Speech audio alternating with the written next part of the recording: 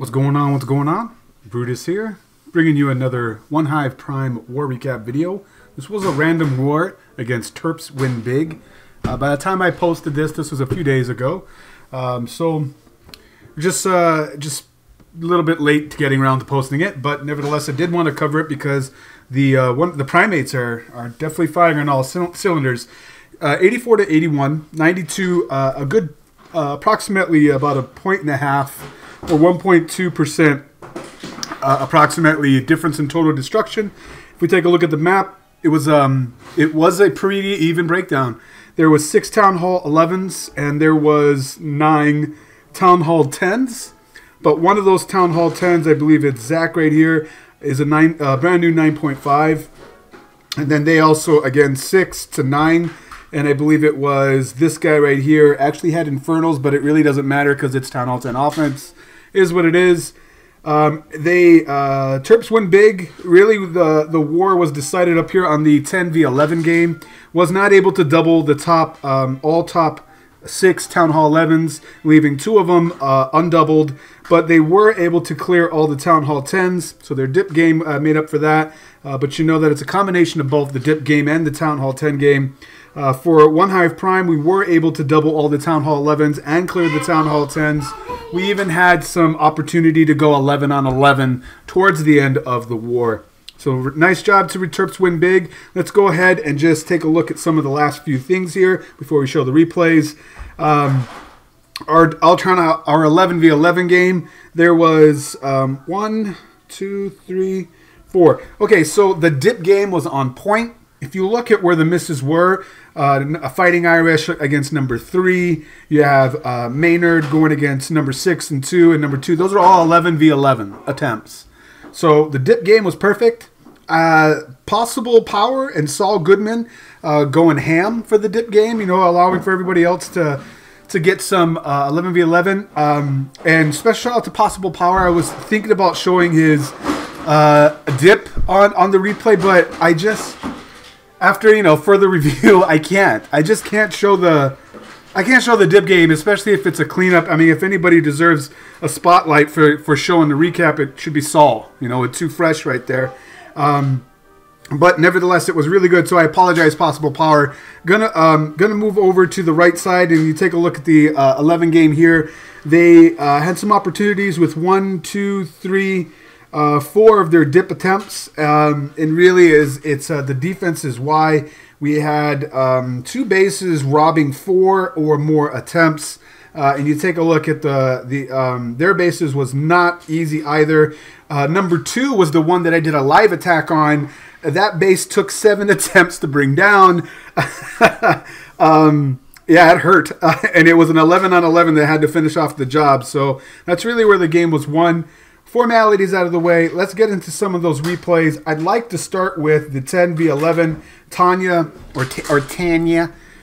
We have I'm gonna go with Tanya. I know it's pronounced Tanya with that, but it looks fun to say Tanya. I like this here. He has a stone bowler and a really high percent as well, which is really respectable here. That on the right bases, that 10v11 game is still pretty strong in. As anybody can tell you, I mean, these point defenses, you know, it's 6 on the map. So the point defense being max Town Hall 10 to a max Town Hall 11 is huge, huge. It really is. I mean, it's a huge difference maker. So when you have a 10v11 attempt on it, usually that's where the percent happens. But man, the bases are adapting. It's they hit hard. Max Town Hall 11 and Max Town Hall 10 point defense. The comparison between the two is just night and day. But not to take away from this awesome attack here with double jump going in. It's really nice how he took care of his bowlers. Not really a centralized Town Hall. However, if the Town Hall was in the core, look how far the kill squad got up there. There's probably no doubt would have been similar to that. With 3 baby dragons in the bag for percent, we'll go to ×4 so that for the sake of time, I got a handful of other raids to show you that caught my eye. So let's bounce out of here. Nice job, Tanya. I'm kidding. It's Tanya. We'll go down to number 30. There was no 10v10s. If memory... No, there was. There was a 10v10. What am I thinking? Of course I wanted to show that. So we have a dip, dip. Now watch you, Trey Trey. You got that dip, dip. Now watch them, Trey Trey. Watch me, watch me, watch me, watch me. Modders love fat girls. I love that in-game name. Here it is. Aku Nasir. This was a 10v10-3. And I do, forgive me, I didn't look for how many 10v10-3s there was on Terps Win Big. I don't know, and I won't speculate. But this I do know is the only 10v10-3 for OneHive Prime. And it was a beautiful attack. It really was. We have a golem tanking for the queen to get an air defense. And then she's going to peel off and get a lot of these air defenses as well. You'll see how that's done. It's so beautiful. So beautiful. Let's zoom in so you can appreciate it. I mean, I watched this live and I was like, seems to have this queen on a juggle. And then we'll back out a little bit so you can see what's happening on the right side. You have to use some minions and a few archers to clear a way for his BK to help finish off the tank after this golem is done. It's going to shatter. Here it goes. Late wall breakers. You can see what he does to get that. And it's only 3. Doesn't get all the way in, but wounds it enough that they start beating on the leftover. Queen is done. BK beats through. It's a hound in the CC. We'll leave that line on. Already started on the dragons. Let me back out so you can appreciate this. Air defense goes down. There that goes. Dragons over here.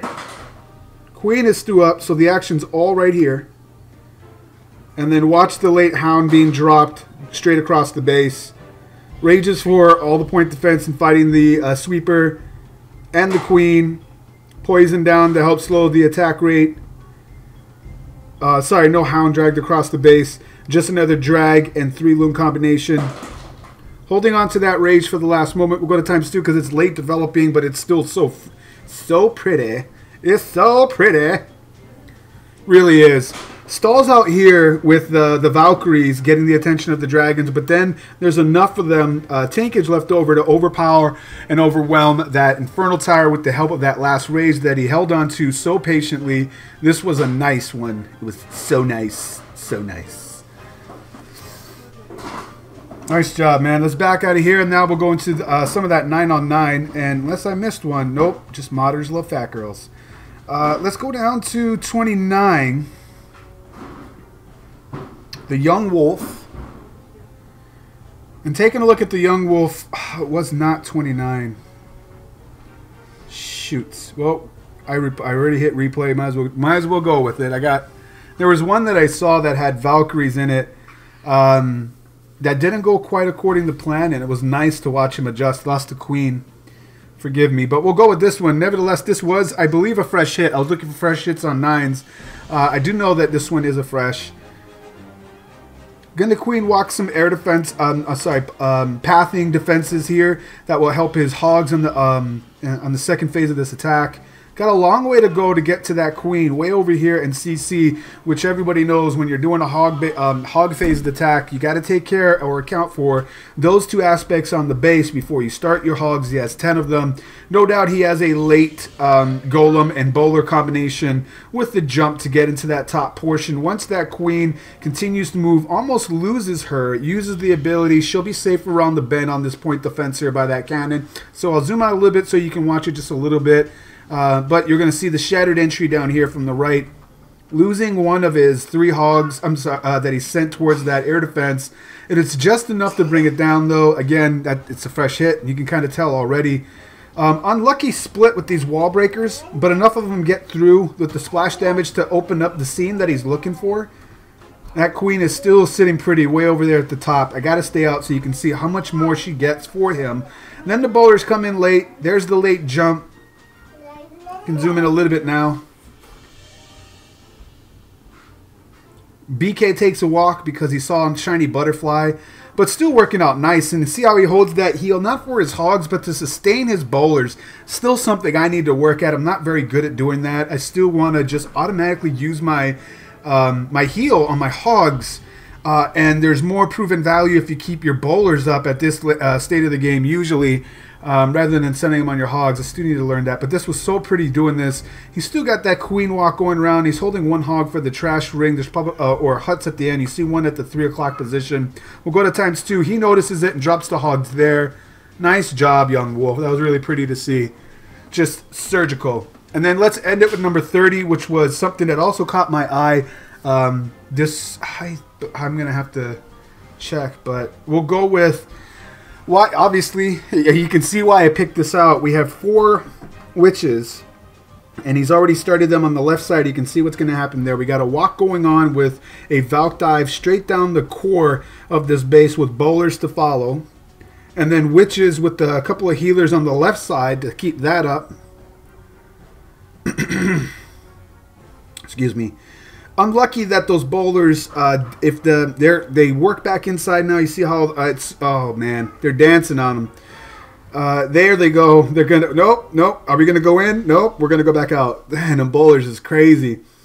Queen walks on the outside, which is also unfortunate, but he's got a decent split on this. The only scary moment is he's got one wizard. I'm gonna try to back out at the right angle so you can appreciate everything.